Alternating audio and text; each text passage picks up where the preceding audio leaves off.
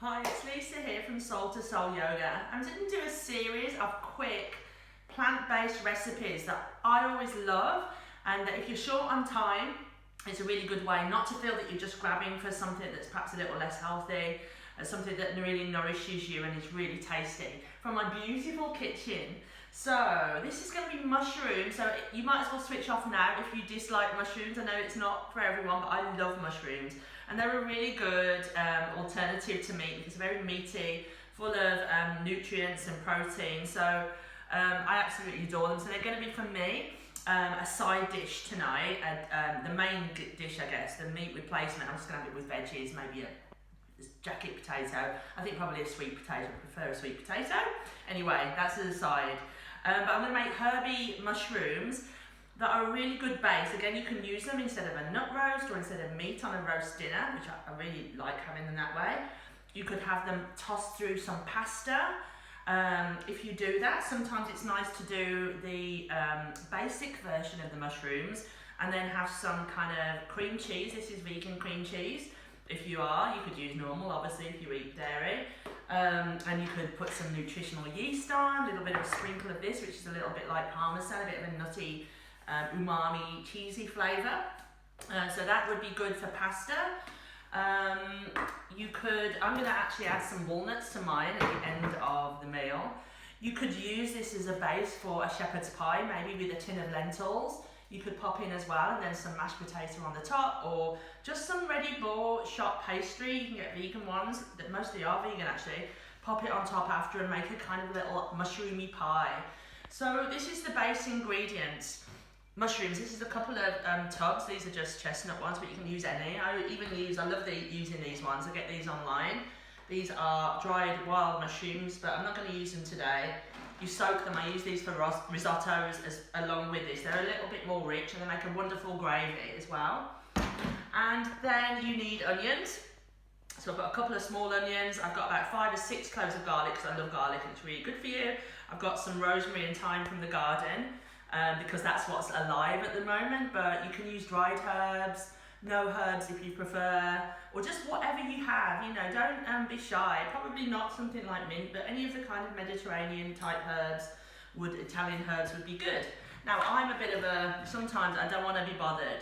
So my cheat is one of these this one's a Kenwood one, but you can buy all sorts, little chopper. You can use a big processor or you can just chop by hand. But for me, this is a real time saver. I use this for curries, for the base of curries. It's a similar thing. So we're going to pop the herbs and the garlic and some of the onions in there, and I'm just going to whiz it up. There you go, job done. Now, please, cameraman. I'm not going to faff about, I'm just going to pop that straight into the pot. Normally would warm it up. I'll show you my little cheat on that as well. But saves dishes if I don't put them onto another dish before. And let's be honest, we all have our little ways of making time and saving a few steps. So,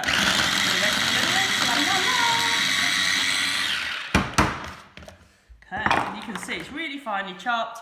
This is really great for curries because it really thickens. I'll do another one on a quick and easy curry. No, I'm not going to waste that. I don't waste anything in our household. So, we shall bring this with us. Come with me, camera person. Thank you, Cassie. And I'm going to pop it onto the stove. Obviously, I've got like an Aga type cooker, but just on a very low heat, so gas or electricity. Now my cheese, I'm going to move this to the side and pop a little bit of oil. This is rapeseed oil because it's more local and it's got no fragrance, but you can use any oil, probably. Okay, so then that heats up before the onions start to. And then this is going to be a little bit boring, but I'll talk you through some of the other. So obviously, probably, I hope you all know how to cook onions. The trick, I think, for most recipes, I don't think most recipes that I come across put enough garlic in for my taste, or enough herbs in for my taste, or they don't cook the onions long enough. They might say like saute the onions for 2 minutes, Well, for me, the longer you saute an onion, the sweeter it is. So often I will kind of like leave it on a low heat, that's the low side for me, for a longer period of time, without it sticking or going brown. Especially for curries. For curries, you definitely want to saute your onions for a long time, because that really provides a thickness to the sauce, but also a sweetness to the sauce, which we kind of love. It releases the sugars in the onions. So, didn't waste that. I'm going to pop that in. A little bit of water, which helps just to stop the onions sticking as well. And there you go. So, for speed today, we're not going to saute that for several minutes because it would be very boring for you, and I'm not going to do a cut and then come back to it, but pretend that I've been sauteing for a while. I will coat today. Now let's grab our mushrooms, and I'm just going to pop them in and stir them. So obviously we can just stir them round, keep it moving a little bit to start with. And again, depends how you're going to use your mushrooms for what recipe. So if you are going to use them for a recipe that you're going to stir into pasta, for example, or you want it that kind of cheesy version, you could even put some tomatoes in them, I guess, and put them through a pasta sauce. Then I wouldn't add the ingredients I'm going to add now. What I would add is I'd cook these down, and then I'd add the cream cheese, maybe some nutritional yeast, maybe some oat, some soya or some oat cream, or a little splash of oat milk would be fine as well. And then toss it in some pasta, a little bit of olive oil. Yeah, don't worry, it's not going to burn, I hope. And that would be jobs are good 'un, okay? So really, really simple, no worries at all. But I'm going to do these as a side dish today. This is how I like to eat them most of the time. So obviously, normally I would let that cook down for a little bit longer, but what am I going to do? So I'm going to add a few ingredients that I like. To be honest, I'm a bit of a squirt a bit in. As long as the flavour goes with the dish and you enjoy it, then that's absolutely fine. So things that would go on a savoury nature for me would be vinegar, wine, brown sauce, red sauce, Marmite, tomato puree. I'm just going to do it nice and simple today. So I'm going to put a squirt of tomato puree in, and I'm going to pop a little dash of balsamic. This is a really good one, which is expensive, but it's so delicious. It's like, anyway, probably a bit of a waste in this dish. You might use a bit of brown sauce. You might use a cheaper balsamic. And I'm going to pop a splash of red wine. Obviously, if you're on dry January, or you don't drink, or you prefer not to, you can leave any of these out. They're not essential, to be honest. The base of the garlic, the herbs, and the onions is more than enough. But this just brings an extra richness, and just makes it really, really tasty. I would just eat mushrooms on their own. Oh, you could have these on toast as well. Really nice breakfast on toast, or as a side with some veggie sausages, or however you want. Just really perks them up. And that is more or less it. Oh, I'll pop a bit of pepper in.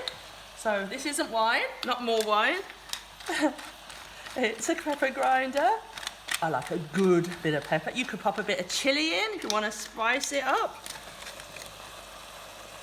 Maybe just a little bit of sea salt. Again, you can always add what you like, what flavours you like afterwards.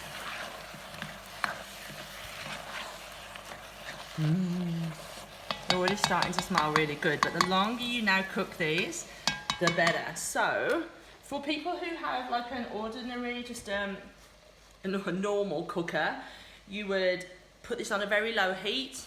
You'd cover it and just simmer at a really low temperature till the mushrooms start to really like soften down. You could pop a little bit more water in if it's getting dry.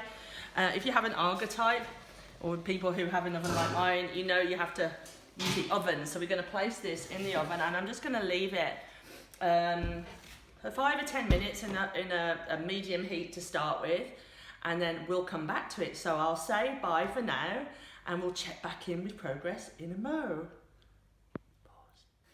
So let's have a look at how the mushrooms are doing. They've been in the oven for about 15 minutes at a medium heat, but really just play it by ear. When they've gone rich, add a bit of water as you need to. You just want them nice and soft and that sauce to be delicious and rich. Okay, so let's have a look. Looking good. So, I mean, there wasn't a lot in here, but look how rich that sauce has gone from the onions, the garlic, the herbs, those little bit of extra condiments. So that is about ready. I've had it in for about 20 minutes on a low to medium heat. Obviously, you can bubble it on the top. So I am going to serve mine, I've decided, with my favourite accompaniment, which is a really quick and easy and very nutritious sweet potato is my favourite. They're actually really cheap to buy as well. So you can buy a bag of them for about £1 sometimes. They grow in the UK, so they're full of really good vitamins and I love them. So sometimes you can put them in the microwave if you've got them, or just stick them in the oven like this, in their skins. The skins are really nutritious, just watch the skins. Stick them in half an hour on a hot heat or a little bit longer, just till they're soft. They actually do quicker than normal potato, and it's a really delicious side. Sometimes I will just cook one of these and eat it like an apple for my lunch, which I know sounds weird, but sometimes I don't want a sandwich, or put it with a bit of salad, some beans or whatnot. Okay, so let's take it over here and finish the dish.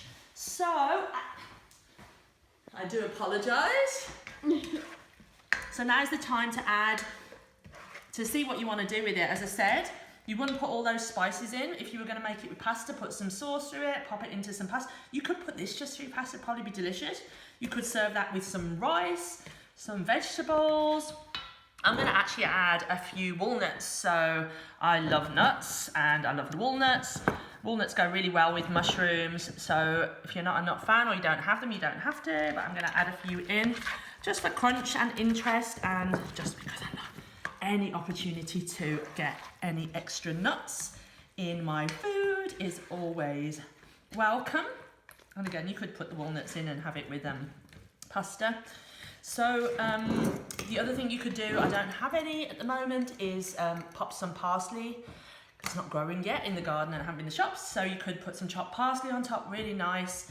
And again, I'm just going to serve that as a side with my dinner tonight, but you could then pop some mashed potato on top, pop some lentils with it, a little bit of phyllo pastry on top, or just pre-bought pastry that you can just cook and make it a bit more of a showstopper. Or just eat them out of the pan. So I hope that was, it just showed you how quick that you can make something really nutritious. You don't have to spend much time. I mean, mushrooms are so easy just to chop up and cook. I hope you enjoyed, and watch this space for more plant-based recipes. Namaste.